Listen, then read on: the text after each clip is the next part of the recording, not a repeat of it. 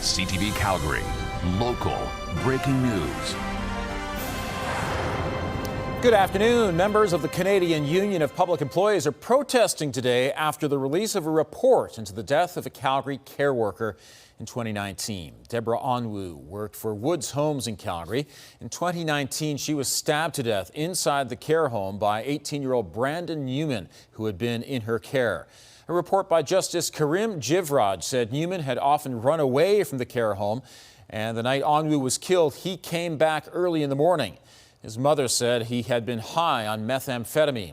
The inquiry found Newman had been convicted of aggravated assault after another care worker was seriously injured at another facility in Alberta. The report recommends better sharing of information between care homes, and CUPE says the government should implement the recommendations in the reports. Alberta's police watchdog has cleared 4 Calgary police officers of any wrongdoing in an arrest that injured a 13-year-old boy. In November of 2023, a demonstration was held downtown in support of the people of Gaza. An ACERT report says body-worn police cameras show the boy spit at an officer's leg. The boy was then brought to the ground, pinned and handcuffed, as shown on officers' cameras and social media video. At the time, the young teen's family told CTV News they took him to the Children's Hospital, suffering from a concussion, vomiting, and other medical issues. Police told the boy he was under arrest for assault, but charges were never filed. ACERT concludes the officer's use of force was reasonable under the circumstances. Charges have been laid against 5 people in a wildlife poaching investigation.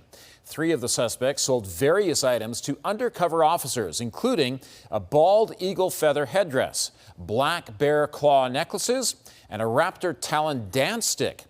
One of the suspects, Simon Paul from Montana, is an American fugitive wanted in that country for killing birds of prey. Informants told authorities that Paul was killing eagles and hawks in Canada as well. Along with Paul, Teresa and Eli Snow of Morley, James Britton and Sophia Soriano of Calgary face 34 charges under Alberta's Wildlife Act and 9 charges under the Criminal Code of Canada. The Calgary Flames aren't interested in bringing Dylan Dube back to the team. In July, the former Flame was one of 5 hockey players acquitted of sexual assault stemming from a World Juniors team incident in 2018. The NHL recently reinstated the athletes. They are eligible to sign contracts on October 15th and take part in games starting December 1st. The Flames general manager said the team is not interested in re-signing Dube at this point, adding he probably needs a fresh start. A measles warning for Calgary after an infectious person was in multiple public settings. The person was at the Alberta Children's Hospital Emergency Department multiple times between September 11th and the 14th. They were also at the Mission Medical Clinic on the 13th. Anyone who may have been exposed and is not fully vaccinated against measles should watch out for symptoms. Health officials are encouraging those who think they may have the highly contagious disease to stay home and call the measles hotline. The union representing a group of Calgary grocery distribution workers say they will be on strike this afternoon. Members of the Teamsters will walk off the job at 3 p.m. The 251 employees work at the Sobeys distribution center near Balzac. The strike will impact major grocers and convenience stores throughout central and southern Alberta. A union spokesperson says workers are being paid below industry standards. A labor relations expert says the past 5 years have been really difficult for workers in the grocery industry. And so I can see very much that this dispute is coming out of those frustrations that have built. Frustrations first from COVID, and then now more recently rampant inflation, where workers' wages have not kept up in the last couple of years. And so it's a natural kind of setup for this kind of dispute. On Monday, Sobeys served a lockout notice, and the Teamsters responded with a 72-hour strike notice. The Alberta government is launching an ad campaign to push its side of the labor dispute with teachers. The finance minister's office says it's still determining where the ads will run, how much they'll cost, and when they'll start. An ad campaign by the teachers union has been running for weeks.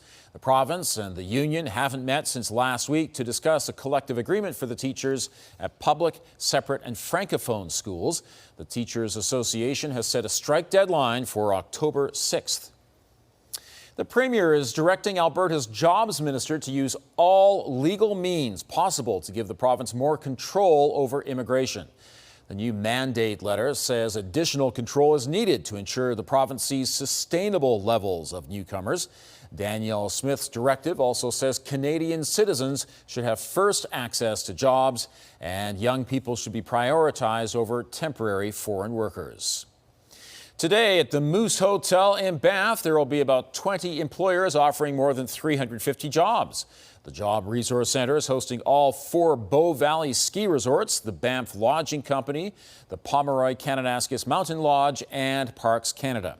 There will also be resources for newcomers and skills training. The job fair runs until 4 this afternoon.